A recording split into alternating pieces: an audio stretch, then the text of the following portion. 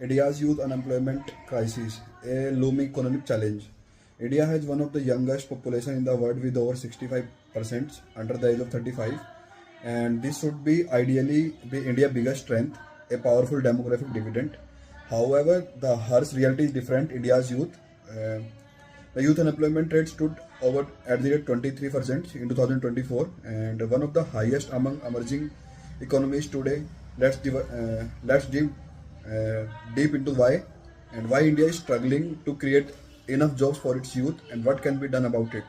So the problem is basically the youth development refers to the share of the labor force and the age between the 15 to 29 without jobs. And in India, this problem is more severe among the educated youth, engineers, graduates, postgraduates who remain unemployed or underemployed. While the India's GDP grown consistently and the job creation has not kept pace, in fact, the term jobless growth is often used to describe India's situation. Additionally, the informal sectors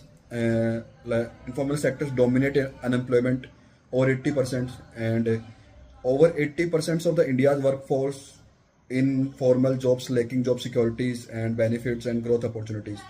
Post 1991 liberalization, India saw economic growth especially in services and IT, but manufacturing traditionally the largest job creator globally lag behind in India. The government has launched several initiatives over time from Make in India to Skill India, yet the employment problem persists. Rural youth face an even bleaker scenario as agriculture remains unprofitable and industrial growth is uneven across regions.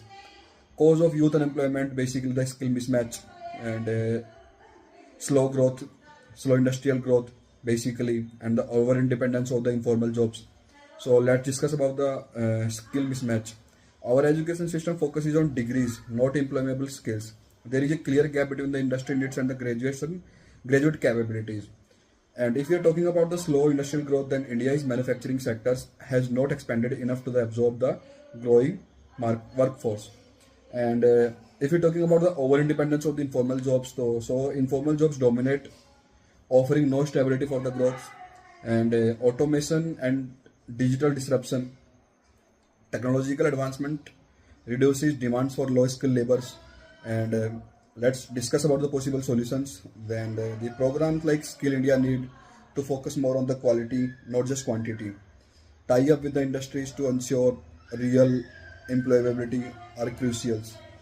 And like micro and small enterprises are the largest job creators, easier credits, access tax incentives, and tech adoption support can boost them. Like public private partnership PPPs, government should collaborate. Government should collaborate with the private sectors of the apprenticeships, internships, and the vocational trainings. Promotional digital and gig economy. Digital platform can observe youth in flexible jobs, from content creation to delivery services. Providing digital skills is essential. Rural employment focus, like the government is launching schemes like the Manreka, should be modernized to include skilling programs to make rural youth job ready. And the barriers to implementation is like the red tape and bureaucracy. Government schemes often get stuck in paperwork and delays because of these red tape bureaucratics and the lack of infrastructures. Skill centers in rural areas like quality trainers and equipment, and the funding and the fiscal constraints. With limited budget resources, the scaling up programs remains a challenge, and political will policies often lack continuity due to the political changes. To truly solve the problem of youth unemployment in India, we need to take actions on the many levels. In the short form, over the next 1 to 3 years, focus should be improving digital skills for the youth, for the young peoples, upgrading the Skills India program, closely working with the industries, making it easier for small businesses and start.